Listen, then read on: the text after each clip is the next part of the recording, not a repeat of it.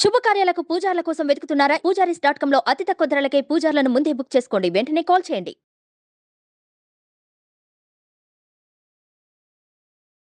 ఓం శ్రీ గురుభ్యో నమః. శ్రీ మహాగణాధిపతయ నమః. శ్రీమాత్రే నమః. కర్కటే పూర్వ ఫల్గుణ్యాం తులసీకాననోద్భవాం పాండ్యే విశ్వంభరాం గోదాం వందే శ్రీరంగనాయకీం. నీళాతుంగస్తనగిరితటీ సుప్తముద్బోధ్య కృష్ణం పారార్జం స్వం శృతిశతశిరసిద్ధమధ్యాపయంతి స్వోచ్ఛిష్టాయాం సృజినిగళితం యా బలాత్కృత్య భుంక్తే గోదా తస్యై నమ ఇదమిదం భూయ ఏవాస్తు భూయః. శ్రీ భూనీలా సమేత గోదారంగనాథ స్వామినే నమః. அம்பரமே தண்ணீரே சோழே அறம் செய்யும் எம்பெருமான் நந்தகோபாலா எழுந்திராய் கொம்பனார்க்கெல்லாம் கொழுந்தே குலவிளக்கே எம்பெருமாட்டி யசோதாய் அயுழாய் அம்பரமாழருத்தோங்கி உலகளந்த உம்பர்கோமானே உறங்கதெழுந்திராய் செம்போர்களலடி செல்வா பலதேவா உம்பியும் నీయుమురంగేలోరెంబావాయ్. గోదాదేవి 17వ నాటి ఉదయం అంటే సూర్యోదయానికన్నా చాలా ముందుగానే స్నానాధికములు నిర్వర్తించి ఆలయానికి వెడుతూ చెల్లుతో కలిసి, ఇక్కడ ఆలయం అంటే నందగోపాలుని ఇల్లు, నందగోపుని భవనం. ఆ భవనానికి వెళ్ళి ముందు పాసురంలో భవన పాలకుణ్ణి ప్రార్థించింది. నువ్వే తలుపులు తెరచి మమ్మల్ని లోపలికి ప్రవేశింపచేయి అని. ఇక్కడ లోపలికి ప్రవేశించాక ఎవరెవరు అనుమతి తీసుకోవాలి? వాళ్ళందరూ అనుమతి తీసుకునేటటువంటి పని చేస్తోంది. అంబరమే తన్నీరే శౌరి అంటే వస్త్రాలు కావలసిన వారికి వస్త్రాలు, మంచినీళ్ళు కావలసిన వాళ్ళకి మంచినీళ్ళు, అన్నం కావలసిన వాళ్ళకి అన్నం, ఏది కూడా నాకు ప్రతిఫలంగా కావాలి అని కోరుకోకుండా ధర్మబుద్ధితో దానం చేసేటటువంటి నందగోపాల అంది. నందుడిని కీర్తిస్తోంది. ఒక నాయకుడైన వాడు, యజమాని అయినటువంటి వాడు ఎట్లా ఉండాలి అంటే, తన కింద పనిచేసేటటువంటి వారికి, తనను అనుసరించేటటువంటి వారికి ఎటువంటి ఇబ్బంది కలగకుండా వాళ్ళకు కావాల్సినవన్నీ అందుబాటులోకి తెస్తూ ఉండాలి. నందుడు ఆ వ్రజానికంతా నాయకుడు గనక వ్రజంలో ఉన్నటువంటి వారందరికీ ఏం కావాలంటే ఇది సమృద్ధిగా ఇచ్చేవాడు. అంటే వస్త్రాలు కావాలి ఇచ్చేవాడు, నీరు కావాలి అందుబాటులో తెచ్చేవాడు, అన్నం ఆహారం కావాలి ఇచ్చేవాడు. ఇలా ఏదైనా మళ్ళీ వీళ్ళు నాకేమిస్తారు, వీళ్ళ వల్ల నాకేం ఫలితం ఉంటుంది అని ఆలోచించకుండా ధర్మబుద్ధితో దానం చేసేటటువంటి నందగోపాల మా నాయక. మరి వీరు కూడా నందవ్రజంలో ఉన్నప్పుడు ఆ నందుని యొక్క నాయకత్వం కింద ఉన్నట్టే కదా. మాకు నందగోపాల మా స్వామి మేలుకో. తలుపులు తెరుచుకుని లోపలికి వచ్చారు, ఇంకొకళ్ళని నిద్ర లేపుతున్నారు.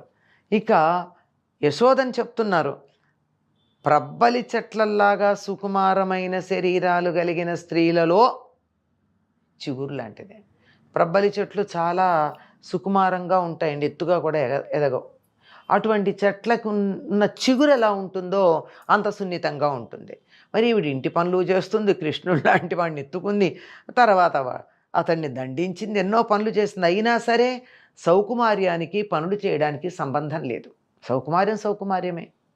అంత చిగురు లాంటి సౌకుమార్యం కలిగినటువంటి ఓ యశోదాదేవి, నువ్వు అంతేనా? మా వంశానికి మంగళదీపం లాంటి దానివి. అంటే ఈ యదువంశం ఏదైతే ఉందో, యాదవులు ఎవరైతే ఉన్నారో వీళ్ళందరిలోకి కూడా ప్రకాశమానంగా ఉండి అందరికీ కీర్తి ప్రతిష్టలను తెచ్చిపెట్టేటటువంటిది మంగళదీపం లాంటిదానా? మా స్వామిని మాకు యజమానురాలివి నువ్వు. యశోద మేలుకోవమ్మా.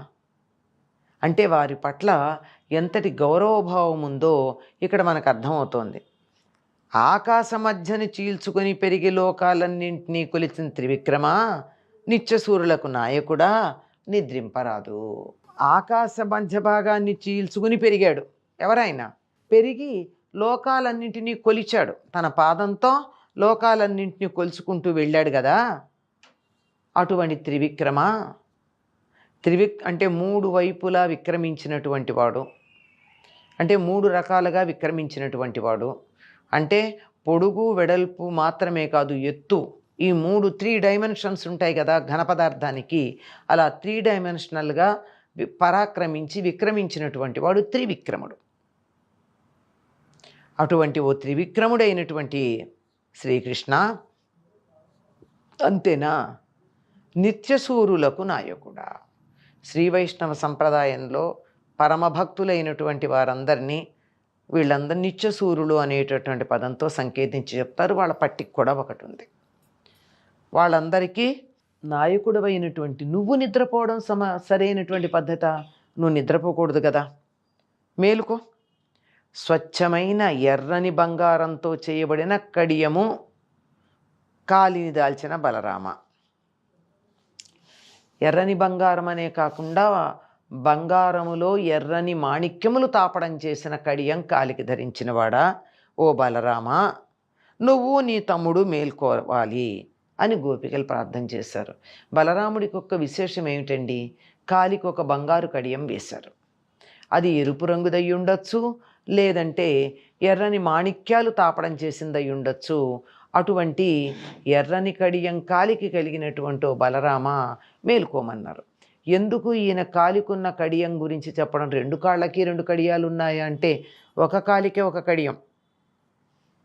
ఎందుకు అంటేట, సంతానం కలిగిపోతూ ఉంటే ఎవరి తరువాత పుట్టినటువంటి వాడు నిలిచి ఉంటాడో, బతికి బట్టకడతాడో, అటువంటి వాడికన్నా ముందు పుట్టినటువంటి వాడు వాడి వెన్ను చలవ వల్ల పుట్టాడు, బతికి బట్ట కట్టాడు అని అతని కాలికి ఒక కడియం వేస్తారట. మనకి వ్యవహారంలో వెన్ను చలవ అన్న పదం ఉంది.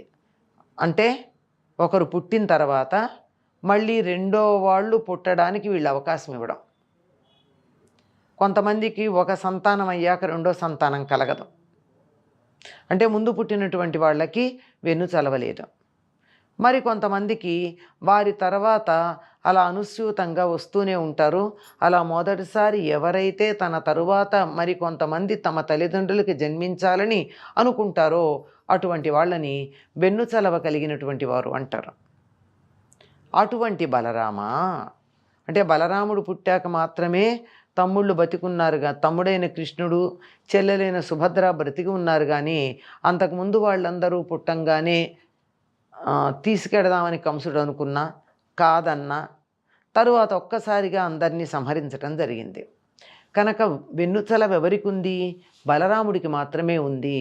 అలాంటి వెన్నుచలవ ఉంది అని చెప్పడానికి సంకేతంగా కాలికి మాణిక్యాలు తాపడం చేసినటువంటి కడియం వేస్తారు. అంటే నీ తమ్ముడు బతికి బట్ట కట్టడానికి కారణమై అతడి సంరక్షకుడవై ఉన్నటువంటి ఓ బలరామా, నువ్వు నీ తమ్ముడితో కలిసి మేలుకోవయ్యా అని గోపికలు ప్రార్థన చేశారట. అంటే ఇక్కడ ఎవరెవరిని లేపుతున్నారు? నిద్ర లేపుతున్నారు నందుణ్ణి. వాళ్ళందరికీ ఎవరికి ఏది కావాలంటే అది అన్నీ ఇవ్వగలిగినటువంటి నాయకత్వ లక్షణాలు కలిగిన నందుణ్ణి, సుకుమారి అయి తమ వంశానికి కీర్తి ప్రతిష్టలు తెచ్చిన దీపంలాగా ఉన్నటువంటి మంగళదీపంలాగా ఉన్న యశోదని, తమ్ముడు బతకడానికి కారణమైన వెన్నుచలవ కలిగినటువంటి బలరాముణ్ణి, అంతేకాకుండా లోకాలన్నింటినీ కొలిచినటువంటి వామనమూర్తి అయినటువంటి కృష్ణుణ్ణి అందరినీ నిద్ర లేపుతున్నారు.